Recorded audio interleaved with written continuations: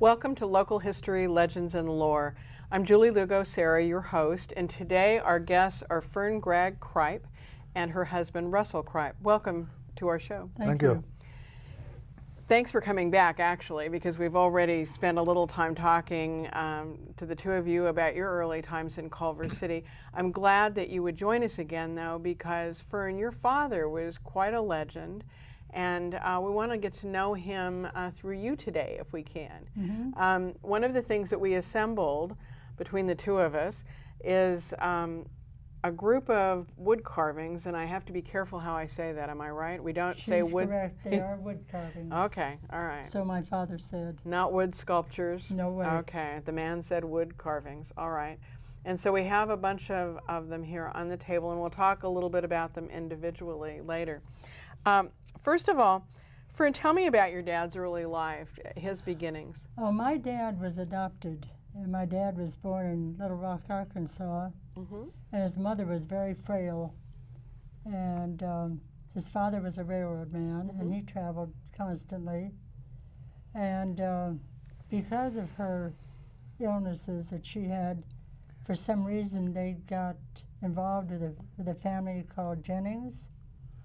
And the Jenningses were taking good care of my father's mother, whose name I believe was Addie. That's a picture of your that's dad? Terrific. That's a picture of my dad and my mother in 1916 in Duluth, Minnesota. I think it's up on 3rd Street. And so your father was known as Jennings because he was adopted, right? Yes, he was well, actually I never found out if he was adopted or not. I know that they raised him. And he used the Jennings name for a while. He used the title of Jennings. But the lady on the right, your mother, was a Jennings cousin, right? She was Jennings also, because the Jennings that raised my dad was a brother to the Jennings that raised my mother. So they were actually, my dad always said they were cousins. But there was no blood relationship. There was no blood relationship. So that's why he changed the name back to Cragg? Absolutely. He felt that the name Cragg was very important to go back to because, as I stated before, we date back to the 12th century of the Scots. Wow. And that's pretty important. That is. That's quite a family history. Not that it makes any difference to me, but it does to my daughter. That's good. Our daughter, I beg your pardon. Yeah, that's good. All right, so then he met your mother, obviously. Well, my mother was had finished her degree to become a school teacher, and for some reason, my mother was sent to Duluth, Minnesota to visit with the other part of the family. I see. So what was the natural thing that would happen with a beautiful lady and a gentleman there? So the obvious was that they decided they should be together, and they did get married in 1916, I think, as I stated before. My first brother was born, I believe, in 1917, he was. Right. Then my sister was born 2 years after that. Then came along this sister, and 2 followed that. 2 brothers? So there were 5 children all in all? The one came much later. I see. And then tell me about your life in Culver City. How did you get here?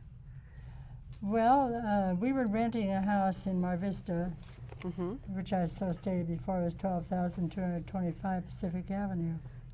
And my dad didn't like renting from someone else, and it was a dilapidated old house anyhow, and all he was ever doing was repairing. And my mother found this old house in Culver City on Lincoln Avenue. It was a great, big, old, beautiful, wide, how wide were those? I don't know. It was wooden, Yeah. all wood, and it had wood siding on it. And so Dad was told at the time that Mother and Dad bought that house that he had to cut 10 feet off the house within 6 months' time, because for some reason it was too close to the other property on the other side, which they did eventually buy. He ended up being theirs anyway. Oh, golly. Mhm. So he took 10 feet off the Yep. house. So my Yeah, dad didn't have to proceeded to take at 10 that feet time. off the house. That was a real tough job. I bet. My brothers unfortunately didn't help, but I loved helping. I loved getting in the carpenter work with my dad, Mm-hmm. so I helped him with all of it. And as I so stated before, I helped him pull all the wiring in the house, which was very interesting. And so we proceeded from there to make the home very, very livable. So now he went to work for Hal Roach Studios? He went to work in 1926 for Hal Roach Studios. Okay. And his job? He was a carpenter and a layout man and anything else. He did everything. And this is Oh, this stove, this is our old wood stove and our old black kettle that sits on it. Now this stove is very interesting because we had this old wood stove in Mar Vista to keep our house warm. And it was right in the dining room. It was set on a big asbestos piece of something or other, I don't know what. And we couldn't keep warm without. Now those doors that you see there, there's a little round thing that was chrome down at the bottom part there, and you adjusted that for the draft of the stove. But otherwise, you put the wood in from the top, you'll find the poker there someplace very shortly. And to put something on top of the stove, you would have to, of course, use very heavy pot holders, but you would take the pot off the stove and you would use the poker to lift that lid, which you can see a little tiny bit of on the right side, and swing it around. And when he had any large scrap lumber, he would put it there, and that was our means of heating our home. And where is that now? It's in my yard. Oh, It's a yeah. treasure. You kept it. Oh, yes, I have it. Sure. He got it so hot one time that he actually cracked the side of that old wood, the iron on it, Oh my trying to gosh. keep our house warm. Wow. So that moved to Lincoln Avenue. you Actually, it moved there. moved to our house. No. It Where didn't did it move to move Lincoln to? Avenue first? Did it go to their house first? I don't remember. I think it came. That's before my time. Okay. Not really, but I'm sorry, I don't remember. No, that's okay. The point is that you still have it in the family, Yeah. which is nice. Absolutely, and it's That's not great. going anyplace. And That's it's good. locked behind the gates. The pot on top of the stove, Uh-huh. her cousin that lives in Kansas, Mm-hmm. no, Missouri, he wants that pot. He claims it was his, Oh. and of course it wasn't his. But anyway, So you've managed to keep it? oh yeah. No one's going to get it. Yeah. Okay. No one's going to get it. That's Uh-uh. good. That's good. When I'm gone, it's going to be a different story. They can argue over anything they want to. Okay. So you grew up on Lincoln Avenue in the house that he fixed for all of you We kids. all fixed it. Yeah. And then here's a shot that, Well, here's the shot of the ceiling. This shot is in my home, but this is called Egg Crate up in the top, and that's what he had in the house on Lincoln Avenue. The kitchen was all white enamel, absolutely magnificent kitchen, and that egg crate is made. The glass in it is called flashed opal, which makes an indirect light from the sunshine, so it's not too bright in the kitchen. And there's also a big plywood slider that closes it off in the summertime so it doesn't get too warm in the kitchen. so even though he did woodworking and craft work all day, he still took care of everything at home, which is Oh. not the norm Absolutely. always. Built, My dad drew the plans for our home, Oh, and then Russell and I built the house. golly. However, my dad did do that finish work in our kitchen. Yeah. He did do that. Mhm. Talented family. Because that wasn't really Russell's cup of tea. So tell me about his normal day. He got up in the Work. morning at what time? Anywhere from 5 to 6 every morning. And we had to be at the breakfast table at 7 o'clock in the morning with our face and hands washed and our hair combed right on the button. And if we weren't there, look out, Nellie. So then There your he dad. is. There's a picture of him. Oh, Yeah, that's that's a the picture last of him. picture of my dad. Yeah. That's as I remember him. when he was active at the senior center. He was a very My nice dad man. was always very thin, always extremely active. His mind was always thinking of building, and he was a contractor. He could build anything there was. Anything. I don't care what it is, a spiral staircase or a house. He did a lot of work in the area at the synagogues in Beverly Hills, and this was years ago. And but he could do anything there was. He had I forgot the names of the contractors he worked for, but anyway, he did a lot Miles, Undermill, yeah. this one. But he always did a lot of work in the area. So what did he work on at the studios? Do you remember? Anything that came along. Building sets. Okay. And he was the Laurel and Hardy movies. Stan Laurel and Baby Hardy. He was very active with them, and They were very good friends and of speaking of Laurel and Hardy movies, they were, of course, made at Hal Roach Studios, and that's a picture. ours. They were. Yeah. And what you're seeing there is not all of it. There was a big pond out in front where every time they wanted Stan Laurel and Babe Hardy to do any water acts, they were in that pond out in front. Right out on Washington Boulevard? Uh-huh. Oh my gosh. Oh, that was nothing. Everyone thought that was great. We used to all go up and watch them. I remember interviewing a fellow who was stationed there during World War II, and he talked about a pond, and I didn't remember it, but it was right in front. It was at the front between Washington Boulevard and the studio. That's amazing. And that studio was there from 1919 until 1963. You're when, right. When it became part of the Landmark Industrial Tract, I guess. Yeah. And Dad used to get scrap wood. what is that? That's the Hal Roach Studios as well. Oh, I don't remember it from that angle. Okay, that was a lot of ivy, for Yeah. sure. That was just another shot of it. That could have been on the inside. They had an entry, as I called the back lot, which I was incorrect on, an entry in the back, and what was the street? Hubbard Street. Hubbard. It was probably the backlot area. Yeah, it Well, was. Sure. definitely that. The stages were straight north of that okay. area. And wherever there was any scrap wood of any kind, my dad would carry it out of there, bring it home, and we'd burn it in the fireplace, or he'd build something with it. He might have built something of this nature with it. So he was like the precursor to the recyclers. He was Yeah. he was Yeah. way before his time. And not only that, he'd bring the wood home, and we'd put it in the fireplace. We had an Italian group of men that built Dad's and Mother's beautiful fireplace in that house on Lincoln Avenue, which is on the southeast corner of the house. I don't know if it's still there or not, but they built that, and it was so beautiful, unbelievable. Now, there's a wood sculpture I'd like to kind of take a look at up in the front here. It says something, this one right here. And it has something to do with geese. You need to tell me about that. That was Mar Vista. Okay, so tell me what it means. Well, we had chickens, and that was a means of our food because that was during the Depression days. Okay. Okay. It says That how was the during the house Depression payment days. lady something.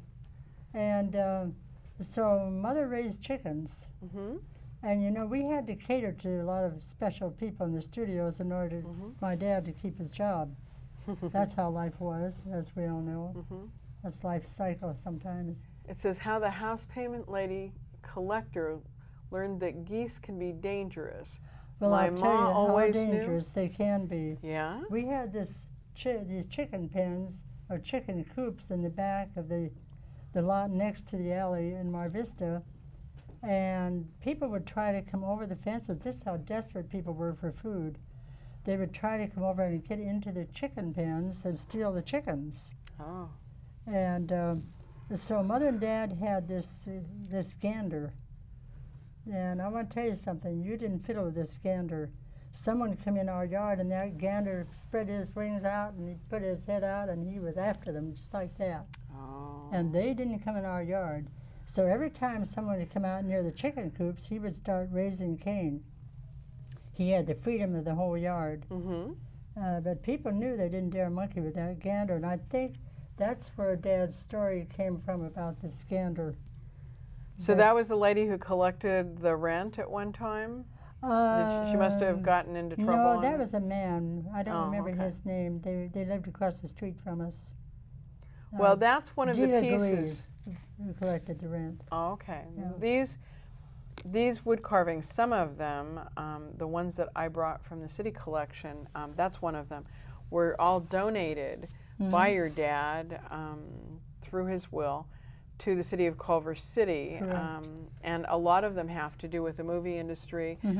There are a large number of them that are actual little sets that he did in miniature. What about the logging? Does he have one in the He logging? has some of loggings too. Now, which one is this? That's that one, Russell's. yeah. That's Okay. Russell's carving. And there. that's Russell's? My dad did that for Russell. I don't know why. If you'd but like to pick it up and turn over and read the bottom of it, you can.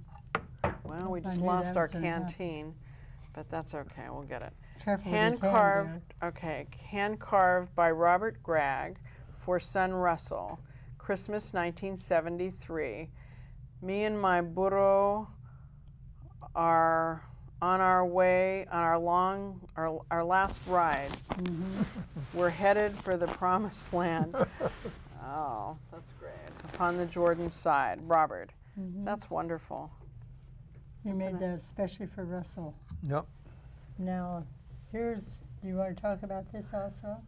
Okay. This one right here? Sure. Okay, this is Russell that my dad carved for him. It tells on the bottom of that also Oh, it's about honey blue. Can you read hand that? carved for his son Russell by Dad Greg. Christmas '75. This is we used to have horse property, and this was me taking oats out to one of the horses, and he carved that. And at that time, Russell was smoking a pipe. I see. And the horse's name was Blue? Honey blue. Honey Blue. Yeah. We still have her horseshoes. Oh my gosh.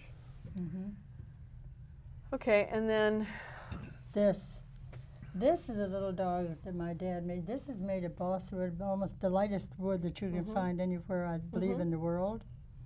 And Dad did this carving, and I made a very good attempt to do another one, but I could not carve like my dad did. But we do have two of these at home. he has his own style.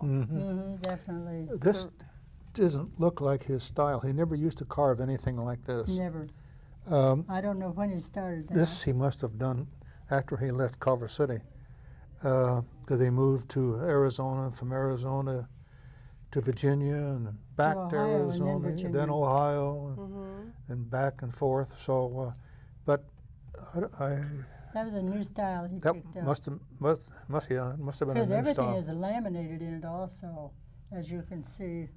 Those all are the different- oxen. All the woods are all laminated, which is really a skill. And I see this was designed and carved by Vola and Dad Cragg for daughter Fern. Fern's birthday, January 12th, 1972. Correct.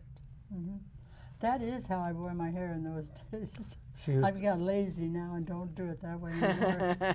yeah, she used to wear hair pieces and Well, we were in That's business, great. and I had to have my hair look stunning at all times. eyelashes, the whole Oh yes, bit. the whole kit and caboodle. Well, Yeah. he did a good job, obviously with feeling. And This was done somewhere else. This wasn't done here. I don't we know do about not it. know where. this is part of the city collection, That and is. this is a cowboy. Okay, you can see that. And Dad's accordion and his rug are down here also, if you wish to speak about So tell me those. about the accordion. Dad always played an accordion. Dad had his own band. He played an accordion, a guitar, the piano, the banjo, any musical instrument he could pick up, he would play. He was exceptionally good on the piano accordion. And this is one of the accordions that was left to me through Dad. I have another one. I gave one to our daughter. And so it's a real treasure to me. Now, I found a picture not too long ago of a Hal Roach band. Did you know that they had Well, a he band? wasn't involved No, in he that. wasn't involved. No, in he that? had his own band. No, he had his own. I can remember the men that were involved in. They used to come even from Glendale Really? down to our house and played. So he not only carved wood in his spare time, but he also was a musician. And what did he play for? Just What events? entertainment. Well, just for, Oh, just he for used to fun? play for dances. yeah. Yeah, he played for dances in Mar Vista. In Mar Vista, they had a women's club. Uh-huh. Every Saturday night, every once in a while, they'd have a big dance. And he would play the music for that. And, of course, my folks went to the dance also, as her folks did. But he furnished the music for the dances. It was a foot stomping type of music. Oh. Yeah. Country. Cowboy. Cowboy. Country western. Okay, and there's the, There's the accordion. Yeah. it's a beautiful well piece. done. Beautiful. It's very, very old. I don't know where Dad got it. And with all of the other, with some of his And other this rug that you're seeing here, Dad had a loom. He made his own loom. He made his own loom. Oh, sure. And Mother would cut the carpet rags and sew them on an old treadle sewing machine. And I Okay. can remember how she did it exactly. You can see it right there under the wood carvings. Yeah. And we used to help her cut the rags. They were cut in lengths like this, and she would fold them in like this on this old treadle sewing machine, which has since been given to another person that's not a member of the family, but she's very close to my mother and dad. Sure. So she was, that's how she started out. And then from there, she did get a sewing machine later that was a little bit better, and continued to sew the carpet rags. And if you'd have seen my dad weave, you'd have been flabbergasted. These looms have treadles, and they move the combs in the back up and down. And when you step on one side of one of the treadles, it opens up the loom, so you take your shuttle, and I don't have one of those shuttles either. You take your shuttle and you push it through to the other side, and then you pull this big comb down tight. In order to make these rugs very tight, you pull it tight, and then you shift to the other leg, and you changes it again, and then you put your shuttle back and forth. I believe, if I remember correctly, there were 7 ties to each one of these. My gosh. And He'd set by this the is hour. the color of the carpet warp he purchased through Sears and Boyle Heights. He'd set by the hour and count these strings And all he the way had the through. loom set perfect for that count. He was fabulous. He could do anything. I guess so. Yeah, he could do anything. A draftsman or Yeah, Dad artist. also. And he was all self-taught. Oh, yes. Everything was Oh, self-taught. Nobody taught him to do a thing, except her mother helped him with his math when he was, Yeah, Dad didn't Young. have an education he didn't have any schooling at all. because he was up in the Northwood area, and his people who raised him obviously didn't believe in too much education. So that went on. My father didn't believe in education too much for his children either. Oh. But I made up my mind I was going to get an education, and I did. And I went through many a tough time with my father over that, because I would sit at the desk studying shorthand and bookkeeping. My dad would come through the house and he'd slam every door there was in the house to tell me I better get to bed, get out of the books. But I still did it. And you walked all the way to Hamilton High School to go Walked to school. Yeah. That's a long way. Yes, it was. That's commitment, boy. Yeah. I was determined I was going to get an education. That's great. And obviously you're happy that you did. Oh, definitely. It's been useful all my life. So now your dad, when I remember him, he was older and he was active at the senior center. I don't remember Dad being active in the senior center, do you? No, Well, you were not old enough to know that. no, we didn't go to the senior center. Yeah. We Because- still don't. We joined it, but we still don't do that. Yeah, we belong and all that, but We believe in supporting it. but I don't recall Dad being involved in He the senior was center. involved in it, and that's part of the story of the donation to the city, I think. he knew Jody Hall-Esser, Oh, yes. we who knew. was the first director of the Yeah. senior center. Right. And so I believe it was his fondness for the center and all that gave him the need to make center. this very large donation of wonderful pieces. And then later on, and she worked for Sid Cronenthal, who Yeah. was the head of Right. Parks and Rec and who just retired. Yeah, they were very close together. Right. So Jody went back to pick up all of the sculptures I recall that. and arranged to have them all crated. Mm-hmm. And they've been here crated for maybe, Many. Well, I couldn't even begin to tell you how many yeah, years. at least 15 years. Oh, at Oh, least Because a he bit of passed that. away in '84. Mm-hmm. So I think that some of them were in a Some wood carving museum in Colorado, and they had Well, to be pulled that together. was created. Unfortunately, this is not the right thing to do. But my mother-in-law, I mean my dad's second wife, sold Dad's carvings Oh. to a party, In Colorado. Oh. and they were taken to Museum. Colorado. And they were in a basement in Colorado, And he'd already willed them to the city. and so the city was trying to find where these carvings were. They found And them. somehow or another, they found out where they were, and they went over to Denver and picked up the carvings and brought them home. Those that Yeah. my stepmother Uh-huh. sold, didn't sell, they were able to. They salvaged part of them. They didn't yeah, get them all. That's right. Part of his carvings aren't with the They city went here and because there. she sold them. And you have some, which is wonderful, Yeah, so that you but have these a little were bit of made your dad. specifically for us. Yeah. Well, the city is certainly pleased to have the donation, and we really should appreciate. donate ours to the city because I don't know anyone. I'm not saying we're going to yet either. Maybe you should think about your daughter on that. I don't think she'd be that interested. Well, you can talk to her about that. Well, we need to will. wrap up now, but I just Okay. wanted to thank you again for coming to talk to us about these, because there is nobody else around who knows this much about your dad and who knows about his style of carving. So it was really refreshing to have you come and talk about him. I don't think any of us knew the breadth of his interests or his abilities. I don't think so. No. So He was So- very, very fond of Culver City. well, and Culver City was very fond of him. Jody Hall-Esser rose to become the chief administrative officer know of the she city. did. Mhm. So Is she I'm sure still- I think I still have her. she's phone. still around. Is she? Yeah. She's no longer CAO. But thank you very much. I hope we Okay, can talk thank you. again. Our pleasure.